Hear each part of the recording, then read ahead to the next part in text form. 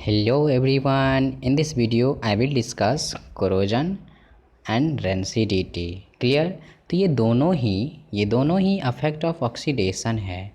इसका मतलब ये हुआ कि corrosion और rancidity दोनों में ही ऑक्सीजन का एडिशन होता होगा।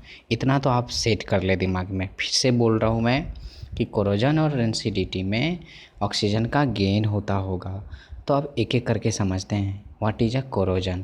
ठीक है, कोरोजन पहले हम आपको समझा देते हैं। कोरोजन मीन्स होता है कि कोई भी मेटल सरफेस यानी मेटल का कोई भी सरफेस पे अनडिजायरेबल लेयर बन जाता है। ठीक है, तो ये अनडिजायरेबल लेयर का बनना ही, ये प्रोसेस ही, बनने का प्रोसेस, अनडिजायरेबल लेयर बनने का प्रोसेस ही कोरोजन कहलाएगा। तब इसका डेफिनेशन देखिए, यहाँ से लिखा हुआ है आपका the eating away of a metal surface, है ना। तो मेटल सरफेस का ईटिंग अप या मीटिंग अवे किसके एक्शन में, किसके प्रेजेंस में, एयर के प्रेजेंस में, मॉइस्चर के प्रेजेंस में, एसिड के प्रेजेंस में, इन तीनों ही के प्रेजेंस में जो मेटल है वो अनडिजायरेबल लेयर बनाता है। ठीक है, तो वो प्रोसेस ही क्या कहलाएगा, कोरोजन कहलाएगा। तो अब इतना तो आपको समझ में आया होगा। तो कोरोजन का एग्जाम्पल से आपको बेहतर समझ में आएगा कि कोरोजन क्या है। जैसे रस्टिंग ऑफ आयरन, ये फर्स्ट एग्जाम्पल और इम्पॉर्टेंट एग्जाम्पल में से आता है कोरोजन का। तो रस्टिंग ऑफ आयरन क्या है, यानी corrosion of iron is called rusting. ये पहले जान लीजिए रस्टिंग क्या है। Rusting is a corrosion of iron, यानी आयरन का कोरोजन होना ही रस्टिंग है। यानी कहने का मतलब आयरन मेटल के अपर लेयर पे कोई जो लेयर अनडिजायरेबल बन रहा है वो प्रोसेस ही रस्टिंग कहलाएगा। ठीक है, और वो जो सब्सटेंस बनेगा अनडिजायरेबल सब्सटेंस वो रस्ट कहलाएगा। तो रस्ट बनने का प्रोसेस रस्टिंग या कोरोजन ऑफ आयरन का प्रोसेस रस्टिंग कहलाएगा। अब इक्वेशन बहुत बहुत इम्पॉर्टेंट, बहुत ही ज़्यादा इम्पॉर्टेंट।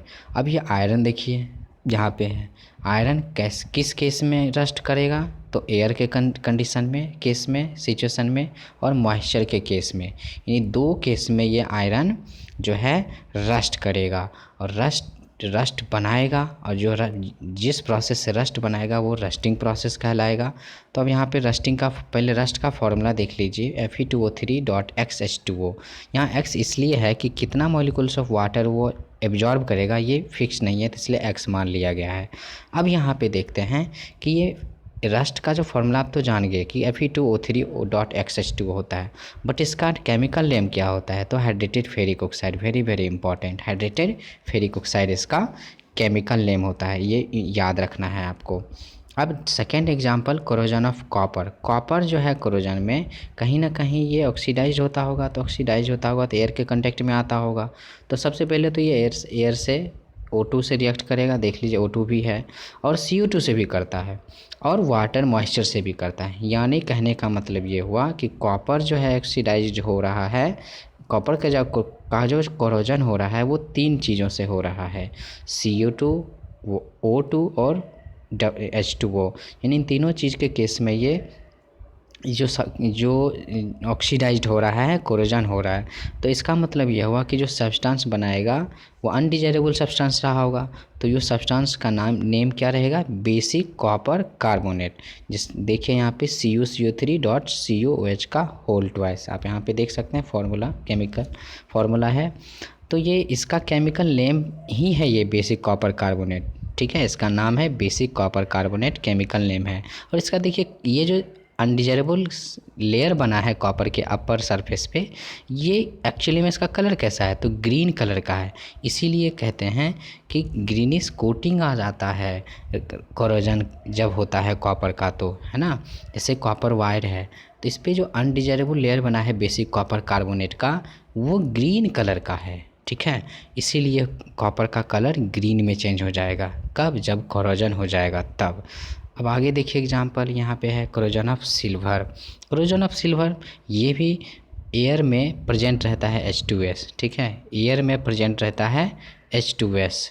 ये एयर से Ag जो है, Ag आपका जो आप मान लेते हैं Ag का आप जो कहते हैं ना चांदी का गले में पहना हुआ है, तो जो आदमी पहने हुए मान लीजिए Ag पहने हुए तो एयर के कांटेक्ट में आ रहा है, एयर में क्या प्रेजेंट है, H2S प्रेजेंट है, इससे रिएक्ट कर लेता है भी, ठीक है। Ag जो है इससे रिएक्ट कर लेता है और बना लेता है क्या, Ag2S बना लेता है, जिसका कलर ब्लैक होता है, ठीक है, जिसका कलर ब्लैक होता है। तो इस तरह से इसका मतलब आप सबसे नीचे देखिए Ag2S कंपाउंड बना लिया है, यानी Ag अपने अपर लेयर पे Ag2S बना लिया है, किससे रिएक्ट करके, तो फ्रॉम एयर में प्रेजेंट H2S से। तो Ag2S का कलर किस में चेंज हो जाएगा, ब्लैकनेस में चेंज हो जाएगा, ब्लैकनिंग हो जाएगा। तो वही चीज़ है ब्लैकनिंग ऑफ सिल्वर ऑर्नामेंट्स, देखिए यहाँ पे है लिखा हुआ, तो वो चीज़ है कोरोजन ऑफ सिल्वर, भी आपको समझ में आया होगा। अब नेक्स्ट टॉपिक पे बढ़ते हैं, इसका प्रिवेंशन कैसे किया जाए। प्रिवेंशन के लिए आपको सबसे ज़रूरी चीज़ है कि प्रिवेंशन कैसे किया जाए, कहीं ना कहीं कोरोजन नहीं हो, मतलब प्रिवेंशन वही हुआ, प्रिवेंशन ऑफ कोरोजन। तो प्रिवेंशन के लिए आप खुद सोचो, जैसे ये आयरन नेल है, इसमें हम इसमें कोरोजन नहीं हो, तो सबसे आसान तरीका है कि इसको आप पेंट कर दो, पेंट कर दो। पेंट करने से क्या होगा कि ना तो ऑक्सीजन के कांटेक्ट में आएगा, ना ही वाटर के कांटेक्ट में आएगा, ठीक है। तो वो एक चीज़ है, तो पेंटिंग से भी आप कोरोजन को प्रिवेंट कर सकते हैं। ग्रीसिंग कर दें आप, ऑयलिंग कर दें, ये भी तरीका है। फिर इलेक्ट्रोप्लेटिंग कर दें। इलेक्ट्रोप्लेटिंग बहुत ही इंडस्ट्री में होता है, इलेक्ट्रिक के थ्रू पेंटिंग करना, सिंपल मेथड से नहीं, इलेक्ट्रिक मेथड से पेंटिंग करना। तो उस मेथड से भी आप ऑक्सीजन को और वाटर को आप रोक रहे हैं, है ना, तो उस मेथड से भी आप ये कर सकते हैं। अब आप आगे देखिए, यहाँ पे लास्ट एग्जांपल है galvanisation. Galvanisation is a very very important prevention method of corrosion. तो गैल्वेनाइजेशन में जिंक मेटल का कोटिंग चढ़ाया जाता है, तो ये प्रोसेस ही गैल्वेनाइजेशन कहलाएगा, यानी the process of applying protecting zinc coating. यहाँ पे देखिए डेफिनेशन में लिखा हुआ है, the process of applying protective zinc coating to steel और आयरन।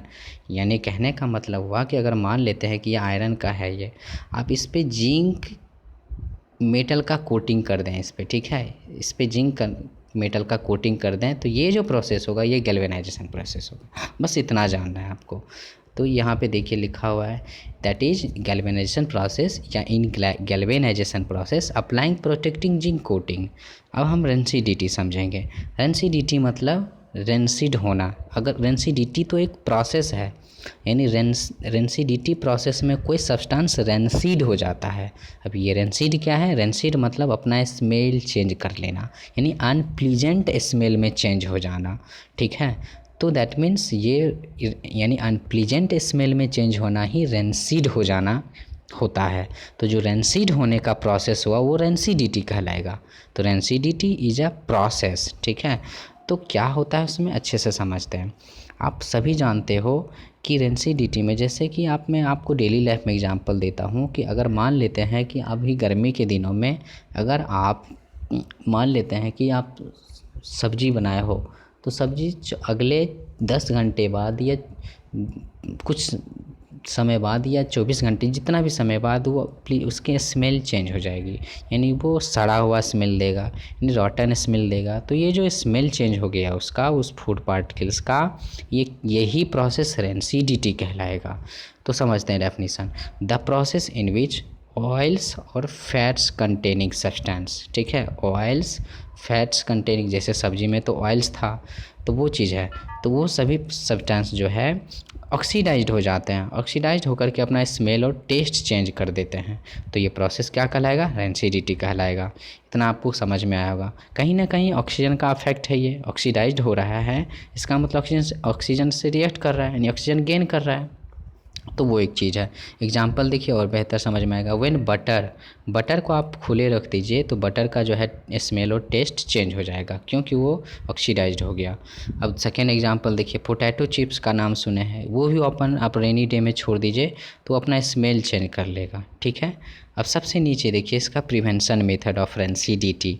तो सबसे पहले आप बताइए कि रेंसिड नहीं हो, मतलब कि रेंसिड हो जाता है कब, जब वो ऑक्सीजन से एयर रिएक्ट कर लेता है, ऑक्सीजन से रिएक्शन कर लेता है।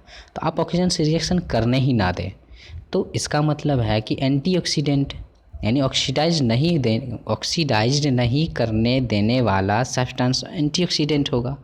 तो वो चीज़ है कि बाय एडिंग एंटीऑक्सीडेंट, ठीक है, बाय एडिंग एंटीऑक्सीडेंट, ठीक है। तो ये एक चीज़ है। तो इस सब्सटेंस का यूज करके हम रेंसिडिटी को प्रिवेंट कर सकते हैं। दूसरा मेथड है वैक्यूम। अगर आप वैक्यूम पैकिंग कर दें, उसमें कोई गैस ही ना रहने दें, वैक्यूम पैकिंग कर दें, तो वो इसका मतलब तो ऑलरेडी वो रिएक्टिव नहीं है, अनरिएक्टिव होगा, क्योंकि कोई किसी गैस से उसका रिएक्शन ही नहीं हो पाएगा। तो वो एक मेथड है, आप वैक्यूम पैकिंग से भी कर सकते हैं।